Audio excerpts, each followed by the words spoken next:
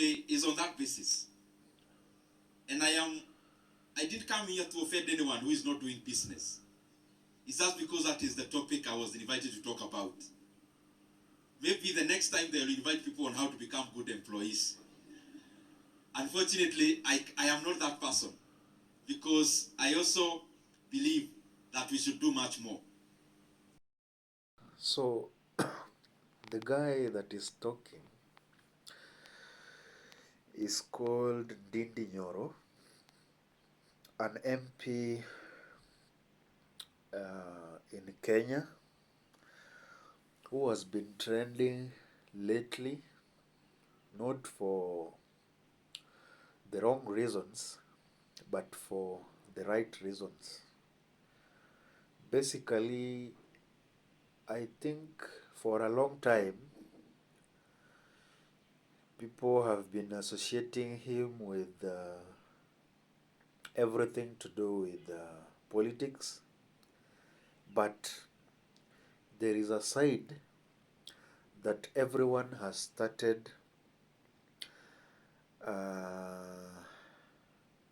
noting that is much better than the political part.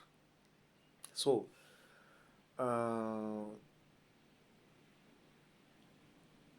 he has been invited in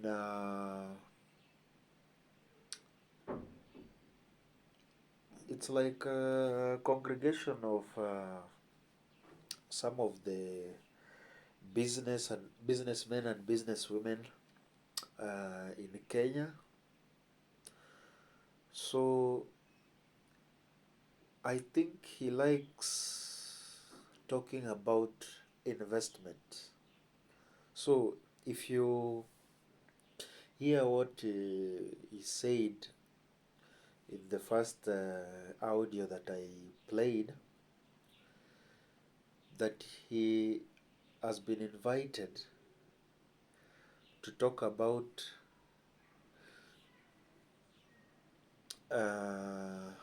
business, but he dislikes talking about being an employee.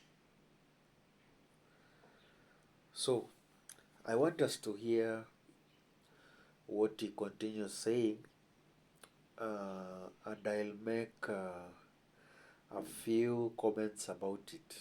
I just wanted you to hear what he says. I think so. Many times I get people in my office because I enjoy a lot interacting with people and learning. And you realize that every person in Kenya with a degree, let me talk about any certificate gotten from an institution where you paid school fees, is that every person is looking for a job. Every, meaning almost everyone, majority. So one time, a person came to my office. So I think you have understood why he dislikes being an employee. You see, he is of the idea that people should focus mostly these guys that have degrees, they should focus more on investing rather than trying to start a business or look for a job. So you see, it's like he has an idea that could help millions of people, but still there is this if you look at the statistics in Kenya or even around the African states, every country is grappling with the problem of a huge number of unemployed youths that have studied but they have no jobs. So let's hear what he says again.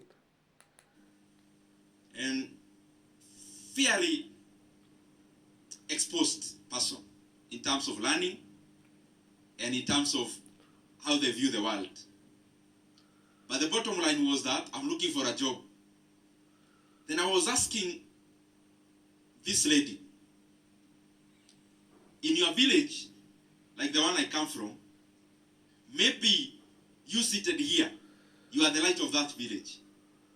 When they need a harabe in church, you're always invited there. People are told, usome ukue kama Mary, ama John. Then you've come all the way from Muranga, the village I come from. You've come to Nairobi. Yani umepita Thika, umepita Juja, ukapita Ruiru, umefika Nairobi. And you've actually joined even a university. And I'm talking about all of us as people who have gone through learning in institutions, supported by government, by the community, by our parents. And then, after doing all that, and after every person in the village is looking up to you, then you retreat and say, oh, I have finished. Now, I am in a big problem because I'm looking for a job. Then I was asking her, if the people in your village took you to school, you came to Nairobi, wakakuondokea so that wewe upite njia, na umefika, and then you have become actually part of the problem, then what was the need of you doing all that long route? Because once you join those people who are looking for jobs, you have joined part of the problem that is facing our economy. And you see what I said? You have studied. So Arabe, for those who don't know Arabe, there is something that we have lived with the Kenyan people, where people contribute for someone to go to university or to go to school. So he's saying people have contributed for you to go to the university, you have finished, and then you have joined you have joined the biggest problem in the economy, which I said earlier affects almost all the African states, where we have a large number of unemployed youths. So let's continue. Means therefore you are not part of the solution providers. So you traveled all that way from your SAGs to Moi University, to KU, to UON.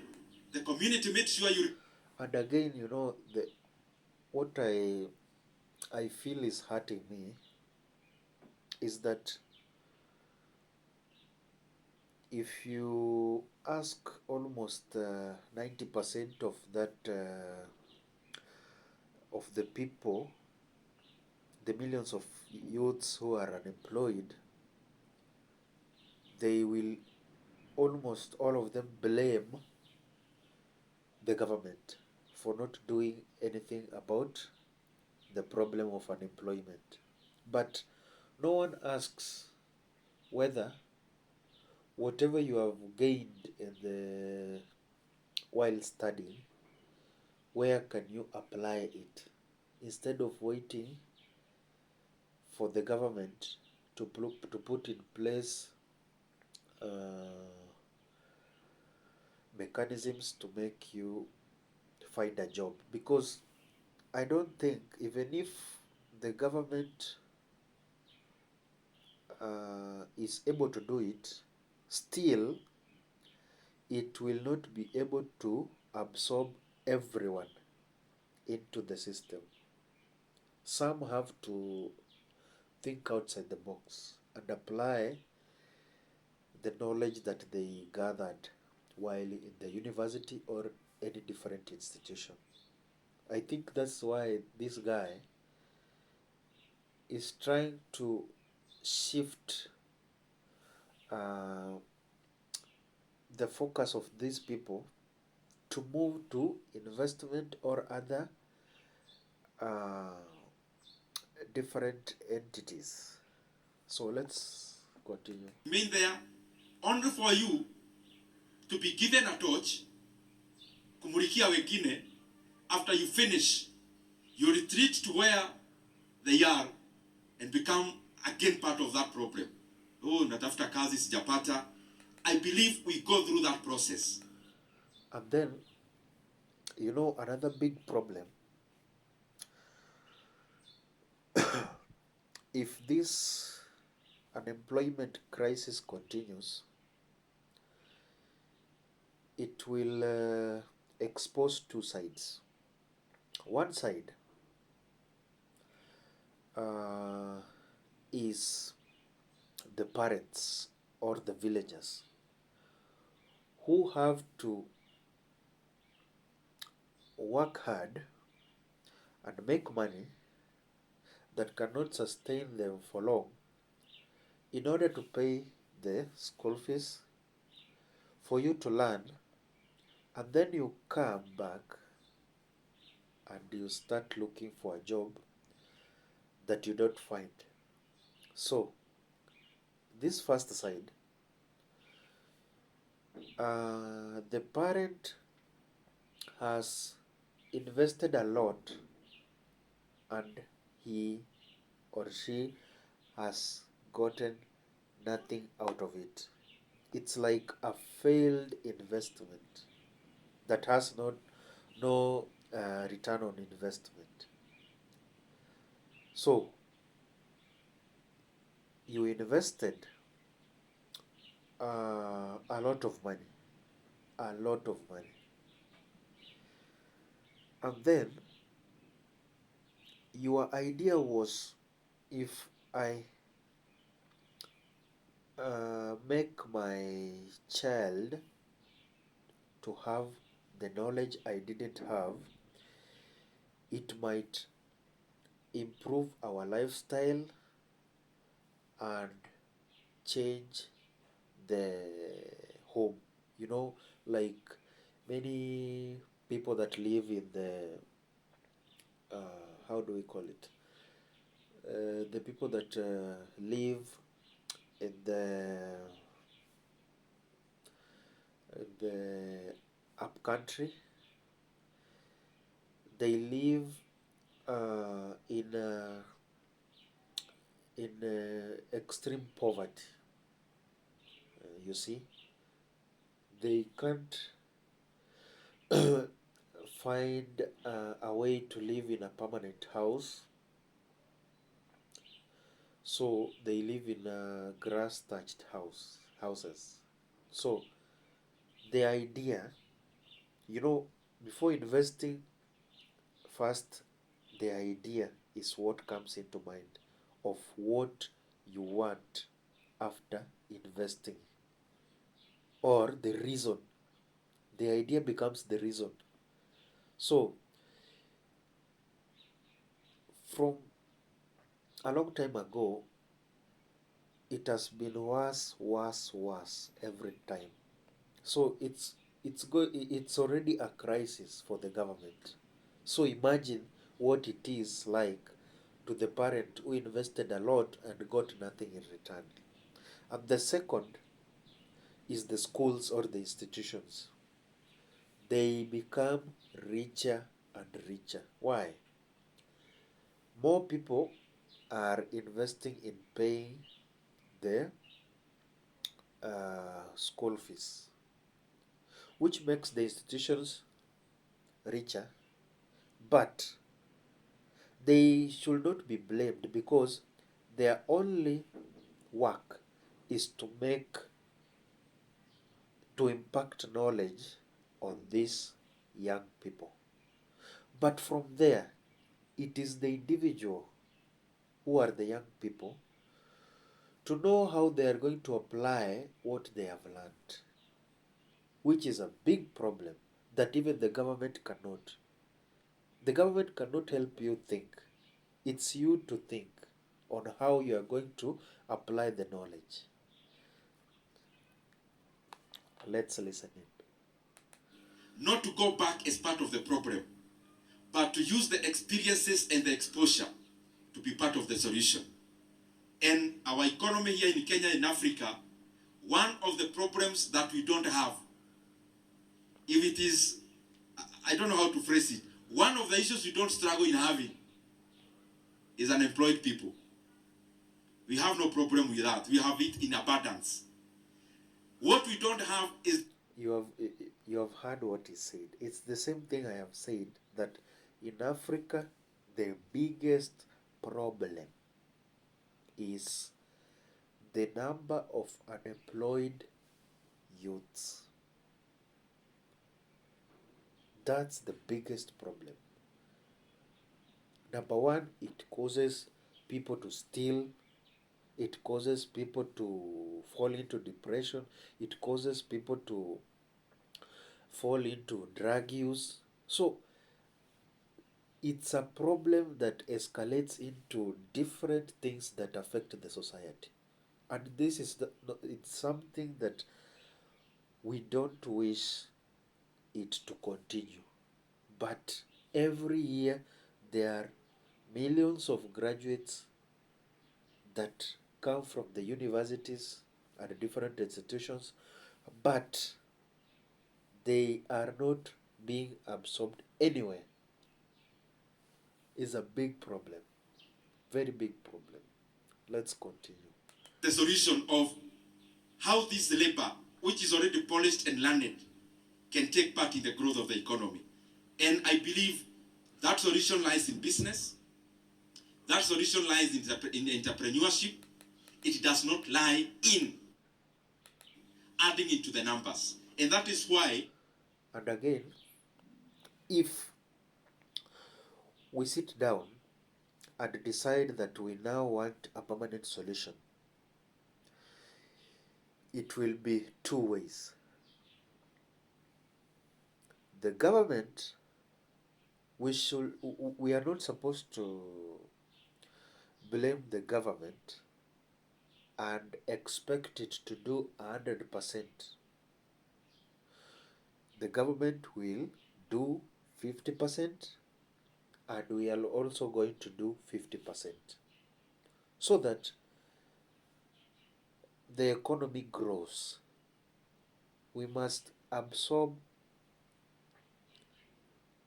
those that are learned into the systems, because the youths have a different way of thinking that can help a country grow. But now the government will not absorb 100%. Some will enter into other avenues. But the solution is not the government to cater for the needs of all these people. No, it cannot work. The government will do 50%, we will also do 50%. So let's continue. As I talked about that topic today, I'm talking about it because I believe in it. And not just in words. Even me, when I graduated from KU, and I called, that is my undergrad, and I called for a lunch to celebrate my degree later in that day, the prayer I had for my parents and the people who attended is when they go back to Muranga, niliwaambia, you go pray for me not to get a job. Because I knew when I get into that trap of getting a job, then from there, I start living in fulfilling other people's dreams, not my own.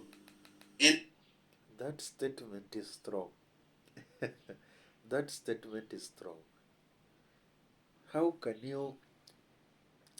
people from your village, especially your parents, take you to university, then after finishing, you tell them to pray for you so that you don't get a job?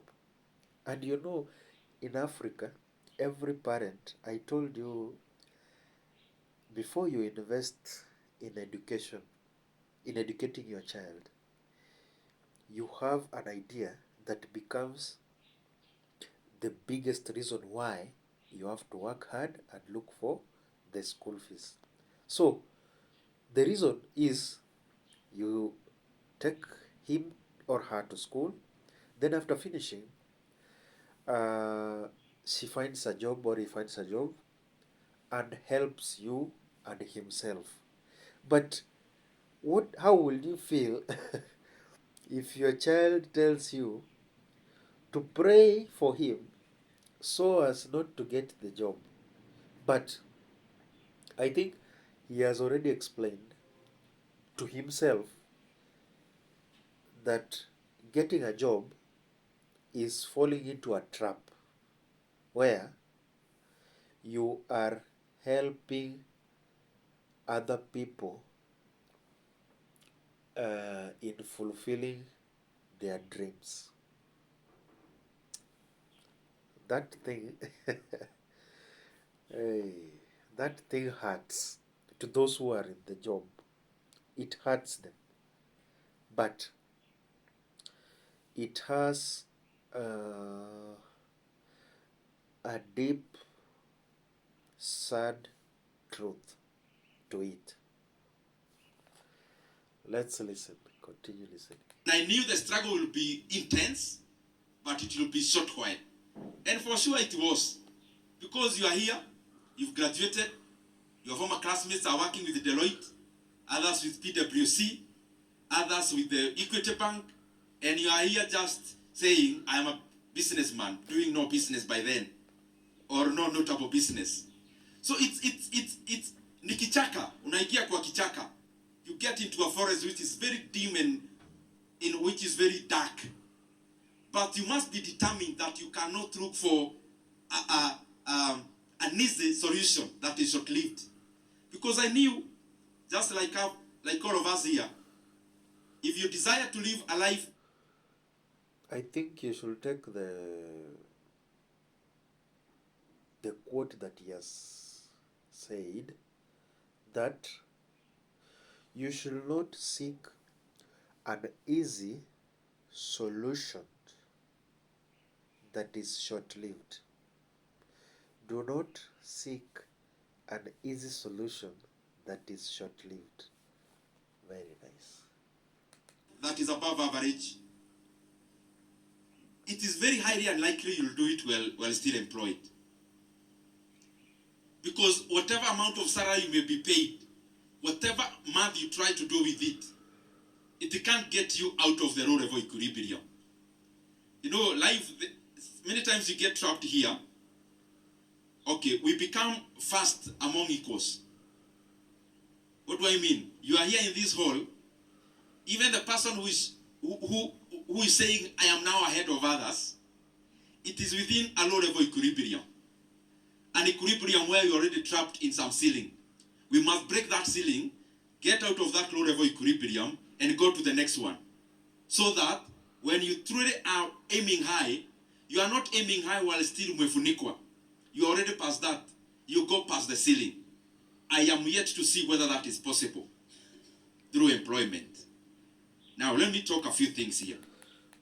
So, what he has said, I think while looking at some motivational content on one of the platforms, social media platforms, I came across something. There's a guy that was saying there is a big difference between a business and no, there's a big difference between a salary and a business. So, in the salary,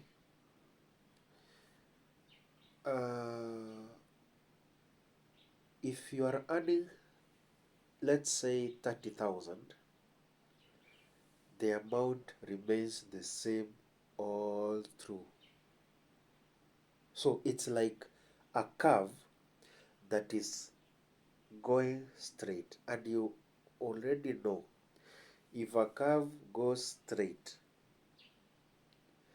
there is no room for improvement. You are just stagnant. You either go down, you cannot go up. So you cannot live past what you earn. Your lifestyle depends on the amount of money you earn. But in business, the guy made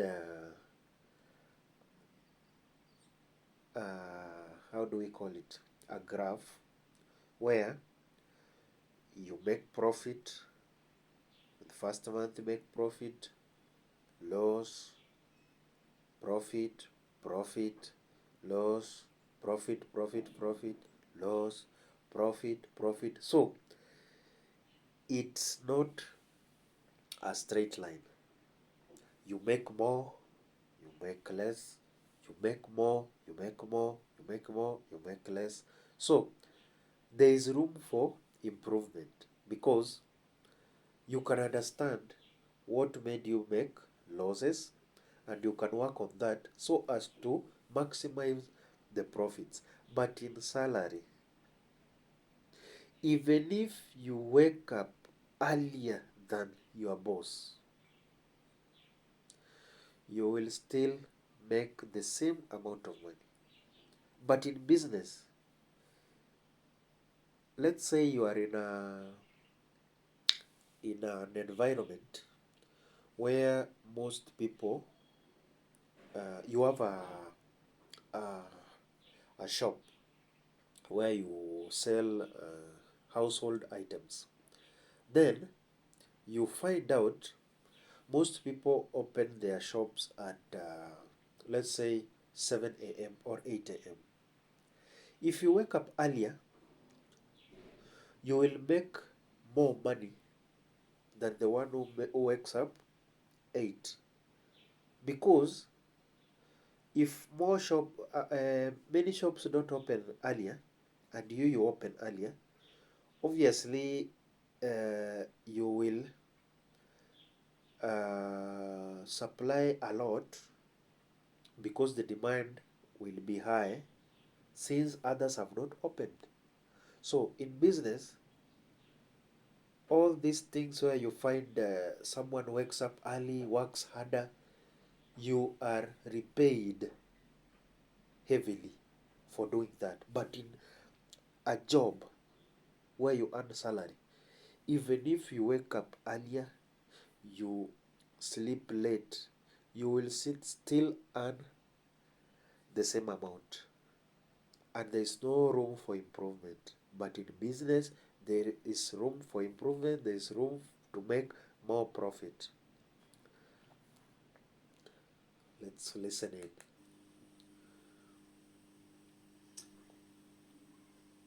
Because I imagine, even those who are not in business, we are aiming one day to be in it. When you study all the businesses that we know, the bigger ones, from Samsung to Apple to Microsoft, you realize the only business that withstands the test of time is a dynamic business. You'll not get a business, they tell you, we started off making rubber 100 years ago, we are still making rubber, unless you are Coca-Cola or in the food industry, which sometimes there is nothing much you can do about food, because food remains food. But if you look at many companies, and especially those which are not in the food business, how they started, a person who got it 60 years ago will not recognize it today. A company like Samsung, I use Samsung because I am a fan of the Asian economic transformation. In fact, the only reason I use Samsung, other than the American phones, is that reason. That I want to support an economy that was like us in our parents' generation. That by the time my father was a young man, by then my father, an equivalent of South Korea were at the same level in GDP per capita. Can you imagine? Now I am here as his son. Now an equivalent of me there is more than 25 times richer on average. So I was talking about Samsung before I diverted to the economics of the Asian tigers. It started off, Samsung started off as what? A trading company. Actually doing what? It was selling dried fish, samaki, dried fish. But how do these companies then maintain the fact that they withstand time? After doing all that, they make money. That money, the money you get in your business, should not be your possession. The money you make in your business should be capital for something with a higher technological value. So you make money out of dried fish. What is the technology required there? Just fish, fishing. You never manufacture fish. You just fish it. So fishing, drying. You also don't manufacture sun or the sun.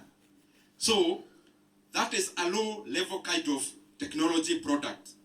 So they use that profit, they reform the company to become something else, and over comes to TVs, first comes to radios, comes to TVs, from TVs to flat screen TVs, to now phones, now going to AI. If they remained as the same company that was started there, it will not even never have passed to be an example, to be given so many kilometers from where it was founded. Whatever business we are doing, we must not be stuck where we are. We must. You remember when I said about the salary that makes you remain stagnant? So even in business, that's why I said there is an opportunity to learn. But if you don't learn, you can also fail in business. And someone in a job that earns a constant salary will still overtake you. So a good example is what he has said about Samsung. You have to change for the better. You can't remain the same all the years. Let someone who finds you after 10 years see a very big change in you. It's boring to live a normal life after 10 years. Like if someone finds you after 10 years, he says you have not changed a bit. It's not nice. It's boring. Know that this business exists for a dynamic force. I make money here, but with my eye at the next product, which is most cases, have to have a higher barrier of entry, and therefore has to have a higher capital outlay, have to have a higher technological level of entry, so that you leave the low level kind of product making and then proceed higher. And that also continues with its own wider profit margins. The profit margin you make on a low level technology product is not the same you make when you're in a business with a higher barrier of entry, technologically and also capital-wise. And I hope those of us in business will learn to transform with time. And don't feel like you are over-diversifying by going higher technologically, because that is the only way you can safeguard your higher margins. Bharti, Airtel, the one you know now, it came to Zain, Airtel, all that now. That's an Indian company. Bharti was started in 1976. It was making parts of bicycles. The company we know today. I'm just talking about dynamism in business because it's important. You talk about a company like Berkshire Hathaway. Berkshire Hathaway is the one that is owned by Warren Buffett. Those people in investment area, no one does not know Warren Buffett in investments because he's the father of that. Berkshire Hathaway is a company listed in the in America, of course, with over $1 billion 1 trillion shillings in dollars. So,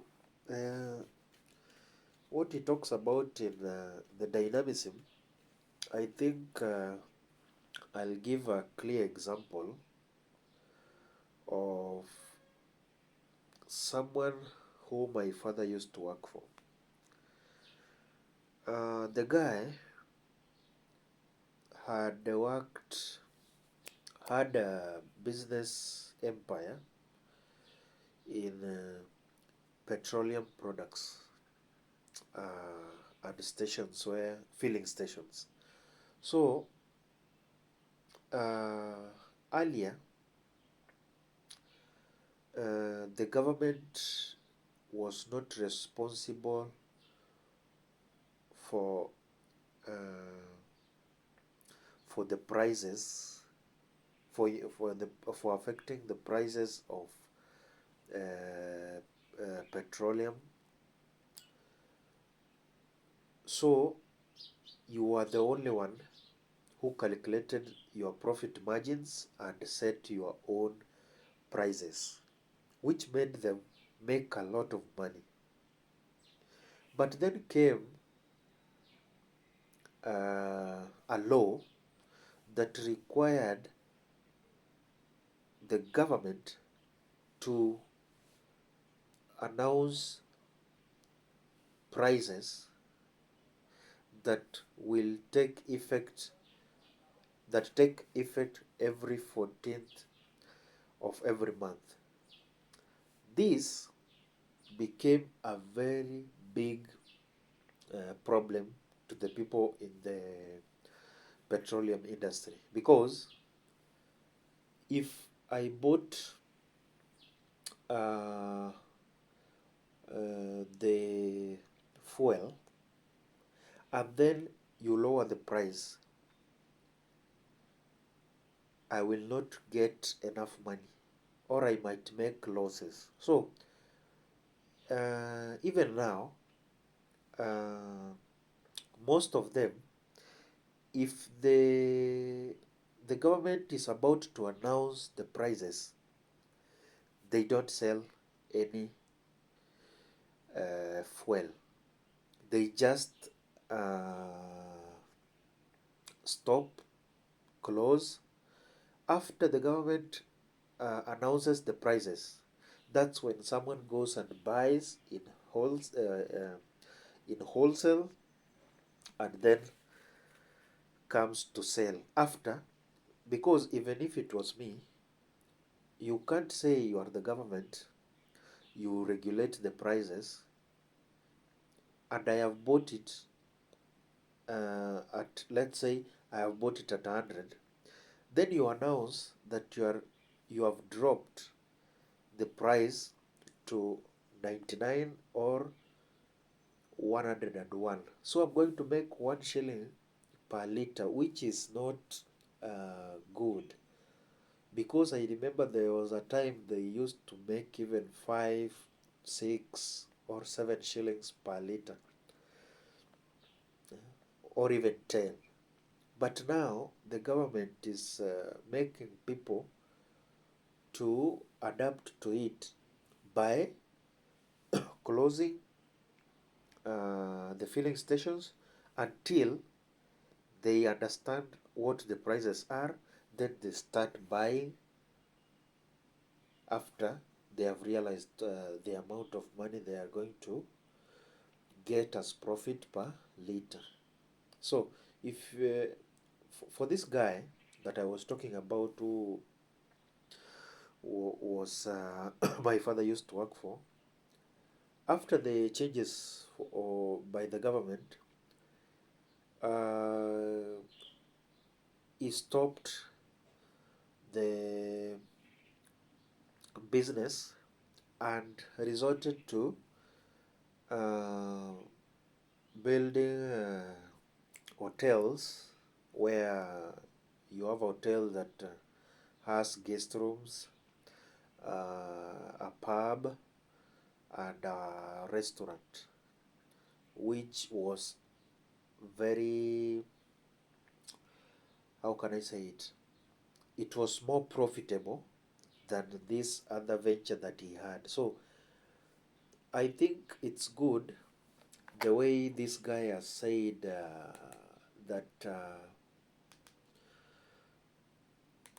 these big companies that we know today, they have they have changed they have changed from what they first used to sell or to do.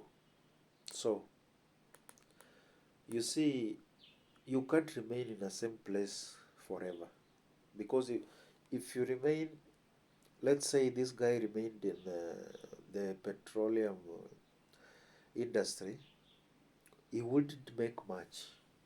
And if you don't make much and you used to make much, it becomes a big problem unless you change it to something else and make more profit. So let's hear what he says.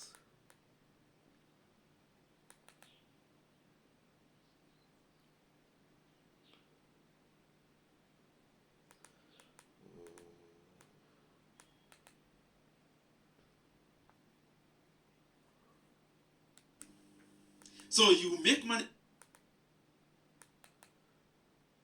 you can safeguard your higher margins. Bharti, Airtel, the one you know now, it came to Zain, Airtel, all that now. That's an Indian company. Bharti was started in 1976. It was making parts of bicycles. The company we know today. I'm just talking about dynamism in business because it's important. You talk about a company like Berkshire Hathaway. Berkshire Hathaway is the one that is owned by Warren Buffett. Those people in investment area, no one does not know Warren Buffett in investments because he's the father of that. Berkshire Hathaway is a company listed in the in America, of course, with over a trillion shillings in dollars net worth. It started like 50-something years ago or so. By the time Warren Buffett was buying shares into Berkshire Hathaway, it was a company making textiles and garments. It was that kind of a company. Currently, as we talk today, it has transformed itself into an investment company with over 800 subsidiaries. Subsidiaries is a company where another company owns more than 51% of that company. More than 800. And hundreds more of investments in listed companies and non-listed companies. Most of the brands, including Bank of America, Berkshire Hathaway has some pointed investments there. Apple, even now, Berkshire Hathaway is the largest investor, ahead of even the founders of that technology company. Transformation, so that you don't trap yourself. Oh, I am a carpenter, I have a workshop, fine.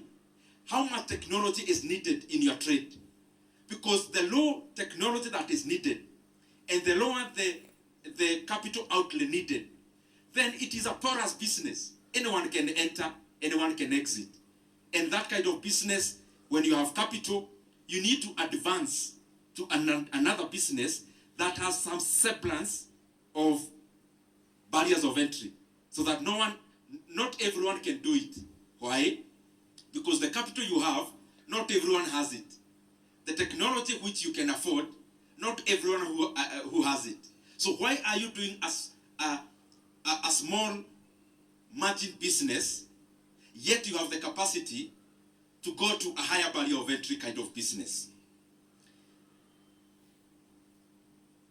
Let me talk. I prepared something because I needed to talk about a few things also directly. There is a day I had my friends, I was hosting them, and we had a chat about business. It's actually less than a week ago. And one of the friends told me that they want to join or they want to venture into agribusiness, into agriculture.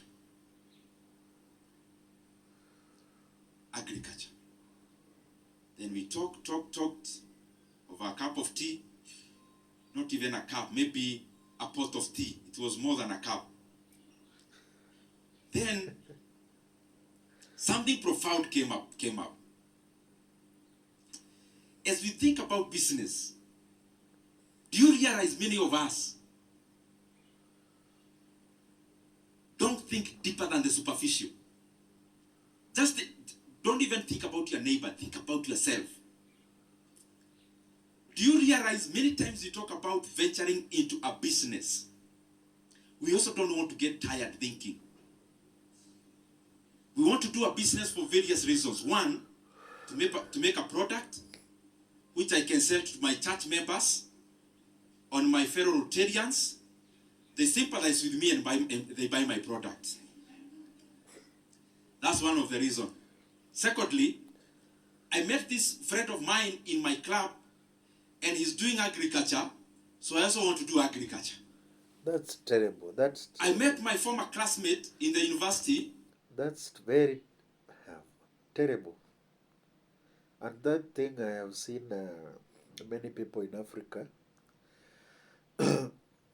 are doing it. You see, it's like even where I stay, if someone opens a shop, let's say that deals with how do we call it? If you have heard about M-Pesa, where you send money through the phone. If someone opens the business and it gets a lot of money, you make a lot of profit from it. Definitely, you will find someone opening another one close to you.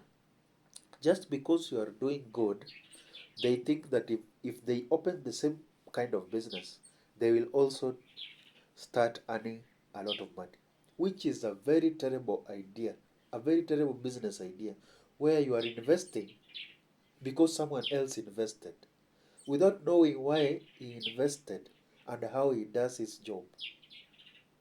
Very terrible idea. You must have already studied the market, studied what you are venturing in, and have a good idea, the same way I said it, an idea that becomes a reason why you have to invest in that business. Investing because someone else invested is not enough reason to do a business. Very terrible idea for most Africans. Hey. And they are doing very well in selling cars from Japan. So I want to sell cars from today. By the way, acheni kujifanya sophisticated. But just look inside of yourself. Try to think about any business idea you've ever thought of. Then you see, where was the source of that business idea? Try to think. Does anyone want to try? Yes. Which was it? Which business? A what?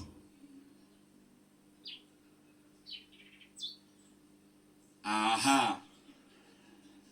Clap for her. Anyone else who do want to try? In fact, you've given one of the points that I want to deliver. Yes, my sister. Leaders, viongozi.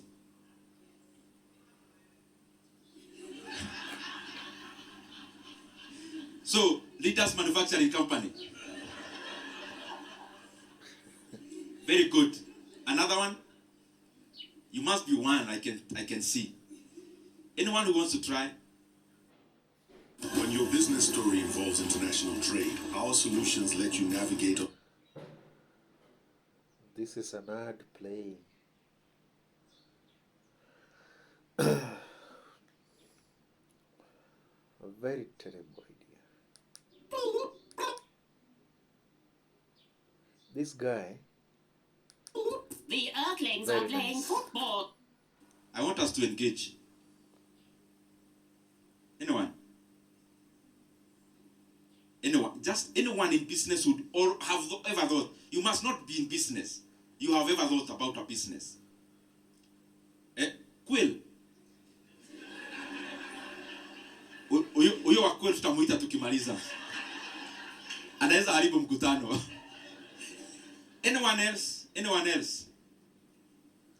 Anyone? Yes, my brother. Prayers. Nearly. Hiking. Hiking business. Kuja, my brother. Just come. Yeah. I'll not. I can see even the logo is here. Anyone else who want to try? Anyone? Just help me to deliver this point. Anyone? In business, you have ever thought about business? Which business? Pass, Kuja. I actually wanted that. That's the one I wanted. Yeah, you can go. By the way, you can go. Even when I was coming here, I knew all my examples will be here. So Now, he is looking for someone who made a terrible move by investing in something that does not make realistic profit. So he has asked a lot, then he has come to a guy that has said he invested in dairy farming, and he is amazed at that, and he has called him up to the podium. I want to see why he is so much amazed by that guy. Let's listen. my brother, what are you doing in dairy farming?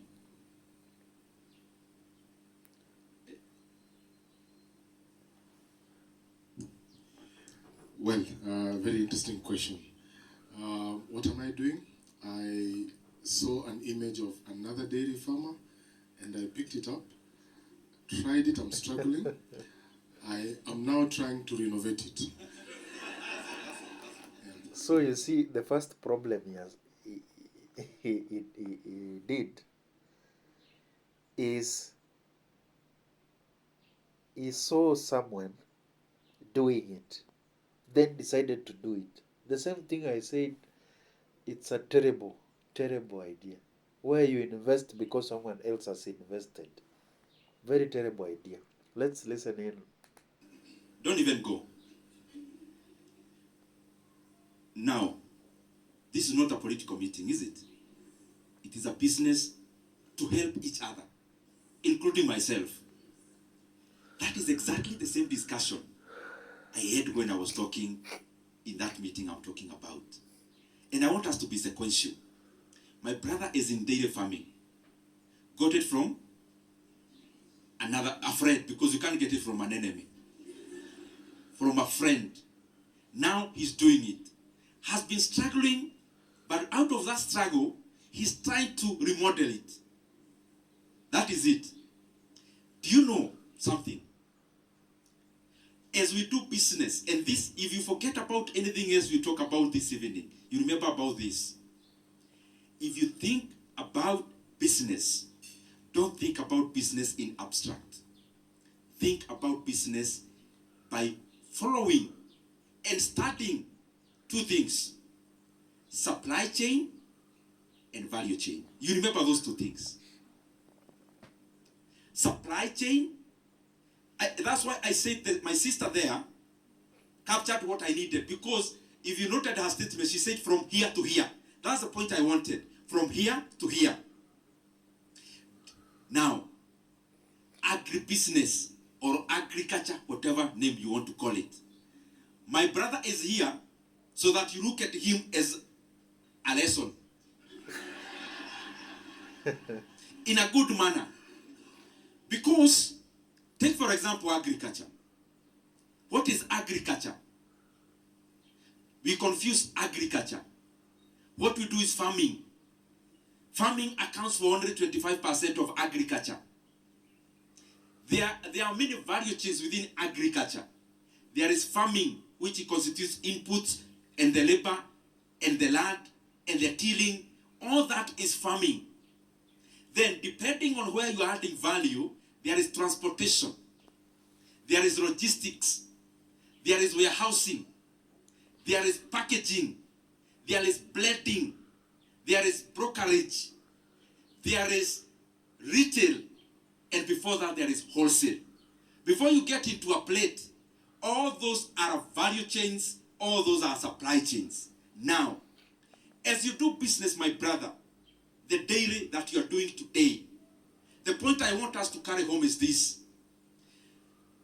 Don't do a business just because you had somebody else is doing it.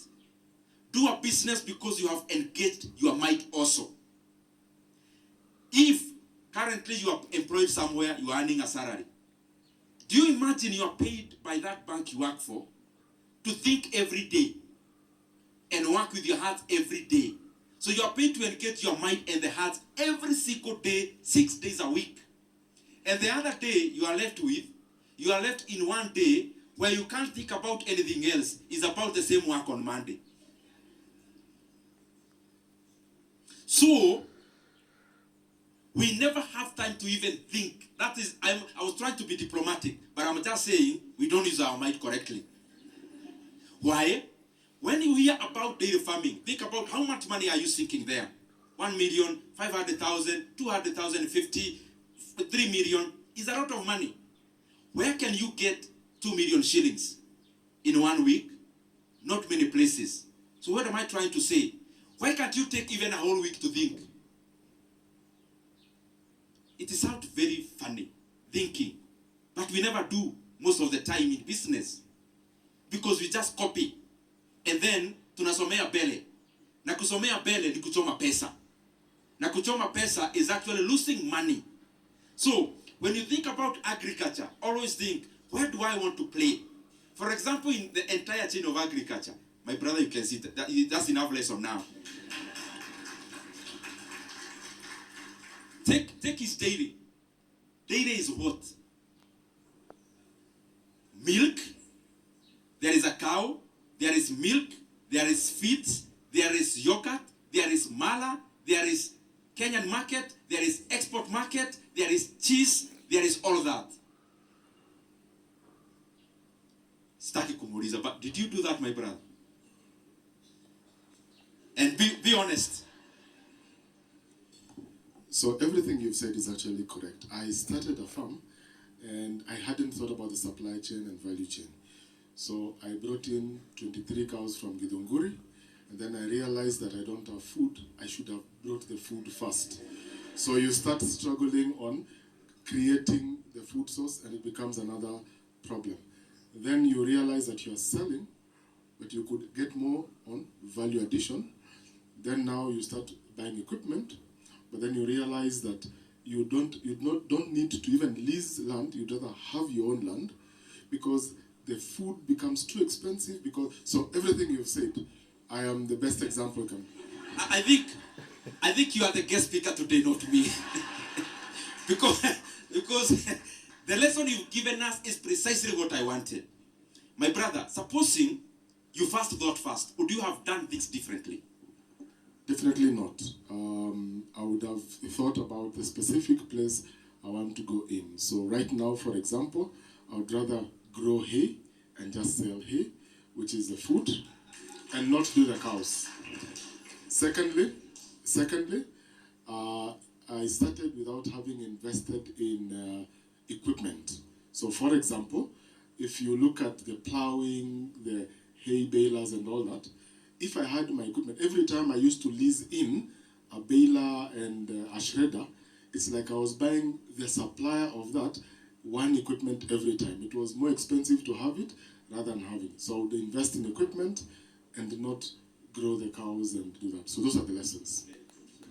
So, the biggest problem I told you for this guy was investing in a venture because he saw a friend doing it without knowing what it entails. So you see, he struggled with the 23 cows. He thought that now he is going to make a lot of money, but he found out that he makes losses because what the cows require, do not make any profit, because when you compare the cost and the profit, they don't he doesn't get a huge margin. So you see, he has said if he knew earlier that this is what he was going to face, he would recommend to grow and sell hay, not to deal with any cow. Very nice. It's a nice lesson from this guy's wrong idea. You have finished my speech. If you are here and you are not learning anything, it sounds very easy when you are hearing. It only sounds important when you have lost money and time. Now, study the value chains. You may realize whatever thing you want to do. Unataka kutengeneza mabati. You want to be in agriculture. First, ask yourself, agriculture in what? Plants, animals. Okay, 2. Which animals? Cows, goats, rabbits, chicken. Do you want to be in a meat business? What meat? And you have not yet invested anything because you're engaging your mind and just doing survey, which costs you nothing. Other than when you've already sunk your money and you're learning in the process, you become defensive. When you invest money, you stop learning. You start being defensive. You start justifying why you did it. I had to buy these cows. No, don't be defensive. Be like my brother here. So that you actually learn. Then what do you need to learn by seeking your money? So it's important you think supply chain, value chain. Why do you do that? You realize 2 things. Where you have higher volumes, but also where you have larger margins. For example, in dairy, anyone can own a cow, but not everyone can own a small cottage manufacturing company or value addition. My brother, by buying 23 cows, he had capacity to actually install his own brand of yogurt, his own brand of UHT milk. He had that capacity. And if we gave him the mic, because now he has learned the hard way, he would tell you there is more margin there than there is in owning 23 cows. Then it is important to study the value chain and supply chain early so that you know where are you fitting in for your own reason and for your own capacity. When you have capacity to play in a league where you have a higher margin, then why are you playing in a different league? And that league, I keep repeating, the league of higher margins is already secured by barrier of entry, nothing else. If what you are doing can be done by everyone, then it's not a niche market. A niche segment of the value chain is where you can play at a level where the barrier of entry is raised. Iko ukuta. Na kupata hiyo ukuta inahitaji kazi. One thing I love about this guy, he is learned. Without doubt, he is learned. And he is that guy that once he holds the mic, you just feel that whatever he says is true and he knows what he is saying. And he deals with facts. So you see, he has already advised that guy that by buying 23 cows, it showed that this guy had the capacity to go into value addition and start a company that makes yogurt and sell and probably make larger margins than investing in buying 23 cows and going through all the problems of finding hay, trying to to lease, what do we call it? The shredders. It cost him a lot of money. So this guy, you should listen to him every time he talks about investment or business, anything related to business. This guy will help sharpen your mind and help you in giving insights that can help you transform your life in the business world. Don't ever forget that name, Ndindi Nyoro. Ndindi Nyoro. Na hiyo gazi ni either ya capital or technology or the exposure you already have. So it is important. Study the value chain. Second thing about the value chain. Real estate. Now, and I'm using the ones I have had people openly say, mi nataka kuingia agriculture, nataka kuingia real estate. Okay, what is real estate? I'm still talking about value chain and supply chain. Don't recap the other discussion I had the other place. Let us be, my brother here is in real estate. What is actually real estate? What is it? You see, guys, what I'm talking about, value chain, supply chain. Real estate is what? Do you know how many areas you can play? Number one, you can be a developer. You can be a large seller and buyer. You can be an agent. You can be a tech person within real estate. You can be a manager of other people's businesses or establishments. You can be a supplier of construction of materials. It is a huge play. Now, let us take some subcategories. Now, you say, oh, I'm a developer. Developer of what? And why did you decide to go there? You can develop a flat. Then, as you develop a flat, where? My brothers and sisters, I'm asking you these questions because I know I'm one of you. We don't ask ourselves these questions. You build a flat because I was given a plot by my father. You build a flat because the circle I belong to was selling plots in Kitegera, so I bought. You see, he is insisting on the biggest problem that most people have in almost all states in Africa. You are just doing something because of doing it. There is no deep thinking before investing somewhere. Then you will find the same people claiming that they are cursed, or someone took them to the witch doctor, which is not true. If you don't follow the right procedure, you will not get it right.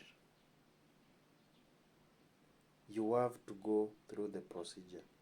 Think. Have enough reason. The idea must start from here. Let's listen in. I am building a plot. Why? You know, in our local shopping center, there are no plots. Why am I building a plot? I am building one in Siaya because I come from there. You don't do business because you come from a certain place. You do business to make money. So let's go back to real estate. You say, I'm a developer. What are you developing? Or what can you develop? You can do a residential flat. Okay, where? All these questions must always be answered by, where do I get optimal returns? So you are building a flat. Where? I have a plot in Githurai. I have another one in Roiro. I have another one in Gong Road. Why are you developing in that specific place? You need to engage your mind and do some empirical, figure-based, data-based decision making. Higher. No, I'm building a commercial property. What is commercial to you? Shops? A mall? What is it? Why specifically that one? What else can you build? You can build actually a data center. The biggest force of real estate in the world will be in data centers. Why? AI uses 8 times energy or power that a generative AI like ChatGPT uses 8 times of energy than the normal search engines use. So what does that mean? Out of AI, the world is in need of data centers. That is why you see in the US, all the multi-billion companies, almost all, are investing in humongous data centers. My good people, that is still real estate. Your Galitos app deal just leveled up. 3 juicy... Whatever you have said is something I have never heard. And I think this is good because he is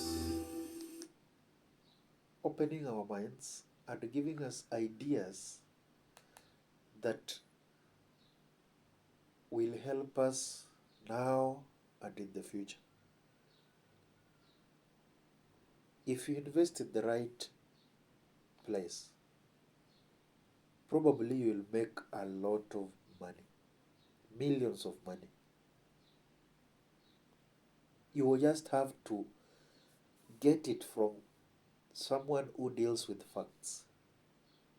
You just don't invest in real estate just building houses anyhow.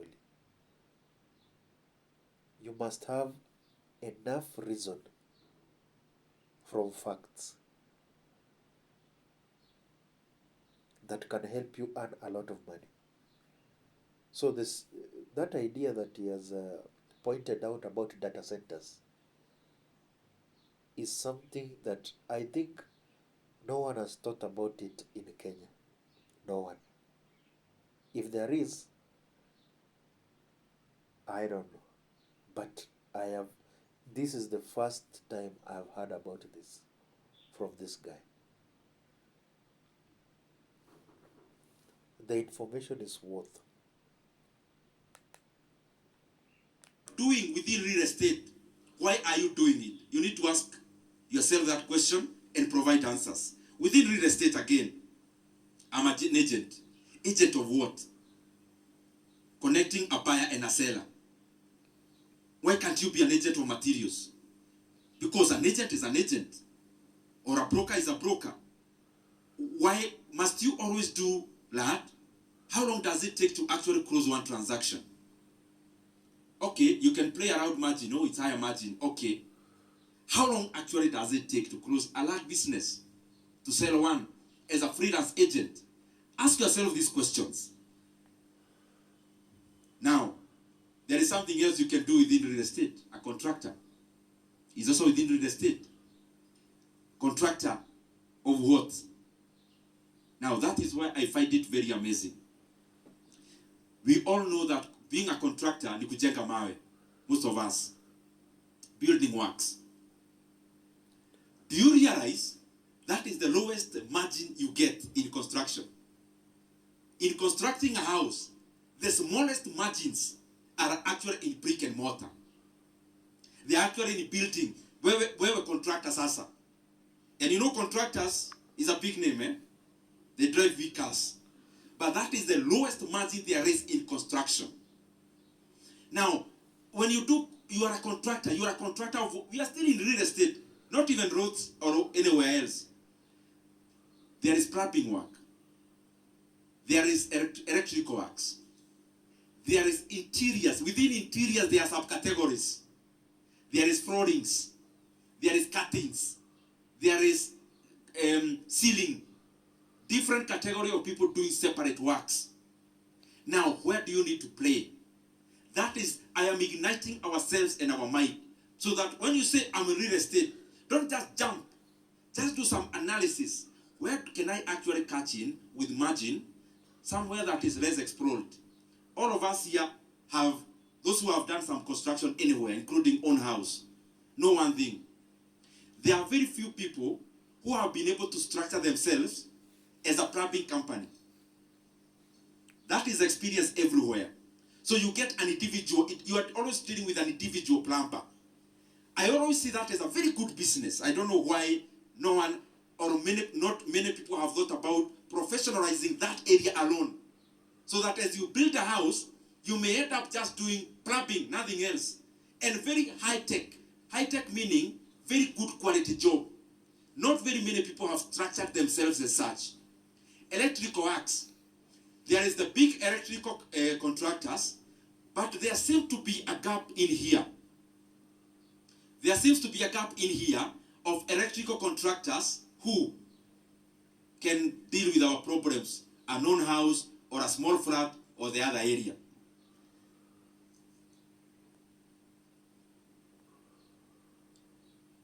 Now, I want to jump many things because some are related and go to one area. I'm still about thinking. Companies call for AGMs where people meet, but before the AGM, there are so many other preparatory meetings in companies. This support meeting to check this and that and that. You are an institution, you as a businessman, because the biggest resource of entrepreneurship is the entrepreneurial instincts or might. You as an institution, do you ever call for your own AGM? You. Not for your company, your own AGM. When do you sit down to actually think and track progress? You call for an AGM? Yes, this year has been this way.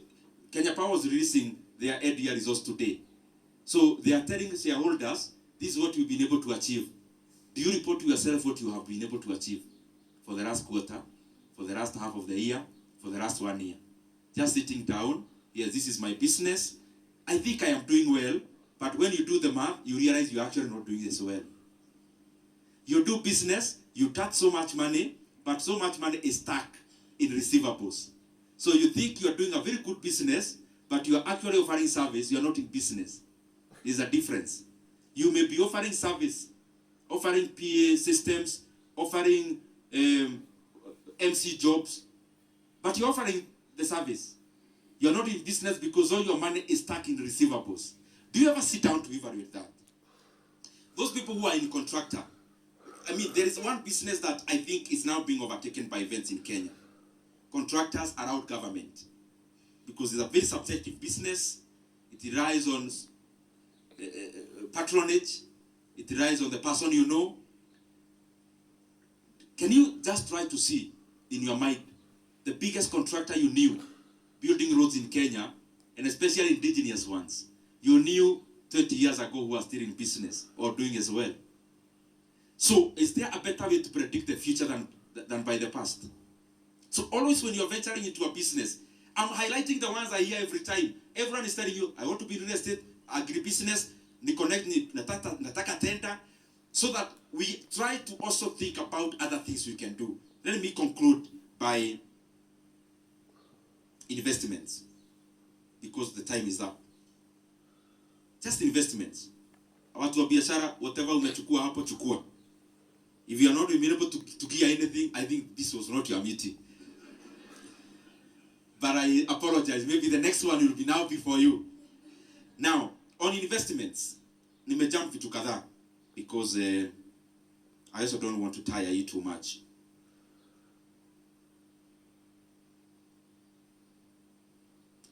When you are thinking about passive investments, you may have heard me talk about in shares somewhere else, because I do a lot of that investments, both in private equity, venture capital, and also buying and selling of shares, but not as a trader, but as an investor mostly. The difference is that a trader will trade for margins, an investor will buy for value. So you do an analysis of the company. When I'm buying even one share, I am buying the entire company in my mind. I always ask myself, if I'm to buy this company, not a share, would I buy it? Before I buy the share, that's the question I first get to have an answer on. So, what you need to do when you are evaluating which investment in a passive manner to invest in. First of all, there are very many categories. Fixed income, there are shares. Fixed income are like bonds, treasury bills, and etc., where you are guaranteed.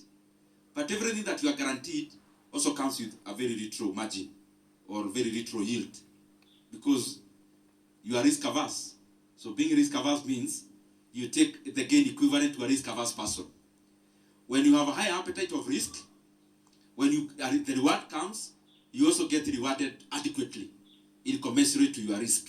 But what I look for myself in investments across land, T-bills, shares, private equity, number one thing you have to always think about is liquidity. When you are buying land, you are buying shares, you are buying boats, when you need the money, how soon can you get it? You know, maybe some of you can relate. This Kenya is full of people full of wealth. Wealth, niko na shamba ya eka 200, 200 acres, 2,000 acres, niko na hii. Okay, fine. You told me how much it's worth. When can you get it? When can you get it? Liquidity is always a very critical thing. And me, I approach life in terms of, I also need money. Because I don't think you're investing money for the next 200 years. You're investing money to help you have a good life continuously. So if you can't liquidate your money, then you have to think about it. Liquidity. How soon can you liquidate that asset you're investing in? Secondly, always do some analysis about return on equity, return on investments, return on assets. Depending. Na mimi nikiangalia hapa hii hall, I don't need to go into details on that. There is something else I always look for in the NSC. I can't buy a share before I look at it, called PE ratio. PE ratio means price of earning per share. So earning per share is what? When the company announces end-year profits, they divide their profit by the number of shares they have. So what they get is earning for every share. So PE measures how the company is trading in the market, that is the NSC, divided by its earnings. You are able to see if the company can pay dividend the entire amount of money, how long would it take me to recover my money? Currently in the NSC, to the best of my ability, the company with the lowest PE, the lower the better. Because the lower shows the least possible time you can get back your money if you have to rely on net profits. If I buy this company, the net profit per year, how soon can I return my money? So it measures a period, PE ratio. I'm just highlighting so that you also go to your own research. Risk profile, as you invest, look at how risky a thing is. Don't delegate some of these things. You know, many times in investments, we want to, until you have an investment advisor. These things, you can do them by yourself. It is your money. Remember that all the time. Even after listening to your financial advisor, it's not their money. It is your money. And you realize you don't need so much time to learn. You can actually do your basic analysis using with very little time. Evaluate the company's fundamentals. This is for shares. Fundamentals means look at which sector are they playing in. For example, now, look at areas that are growing, sectors.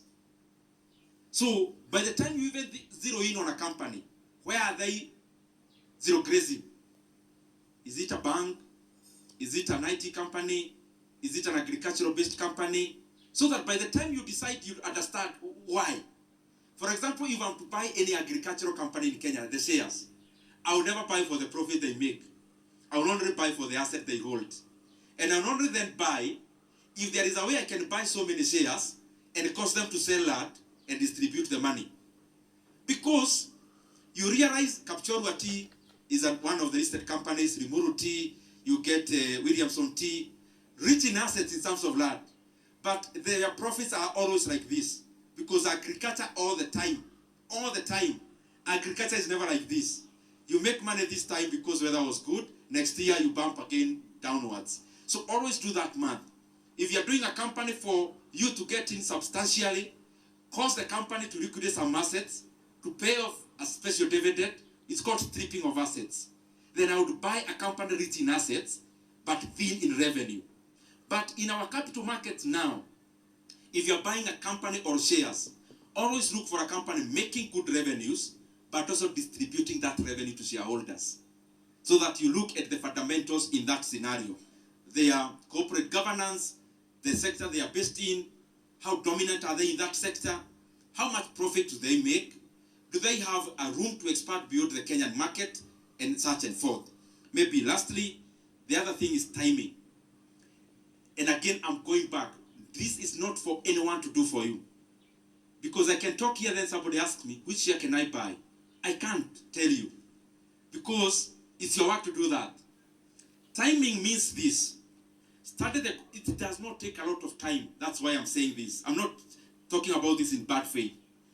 How does the global economy perform from the US market? After how many years do we have a reset of the US economy? After how many years do we have a reset in the Kenyan economy? So that we know when you are likely to expect a bump, you know when you are likely to expect a growth, when the market is supposed to be bearish, bullish. It does not take so much time. Even Kenya now, you can check when did we have a dip, when did we have a bullish market. Mostly they go hard together, US, Kenya, and globally. It will not take you so much time. Timing. When the market is bullish, it's not a coincidence that the Dow Jones in the US is trading in its all-time high, and the Kenyan market is bullish, South African market is bullish. It's not a coincidence. There is something around something you can do on analysis to put in your money where you need to get it. Lastly, diversify beyond Kenya, both in business and also investments. In business, we seem stuck with the market we already know. My Rotary Club members are the ones, I am building a product with them in mind. No. Build with the global market in mind. Internet came to help all of us, not some of us. So that you are able to open up your mind. And the limitation, most of it is the one you've put in yourself. There are people currently selling very many things anywhere else in the world. So when you look at a product, look at it in that manner. Also in terms of investments. NSE is just one of the markets in the world. There is no barrier to invest in New York, in South Korea, in JSE, in NGX, that is Nigeria. There is no barrier per se. Study, see where the opportunities are, so that by the time you put in your machine like this, your calculated return will come in almost precisely. Because you're not doing guesswork. You have engaged your mind, you've used data. Thank you very much.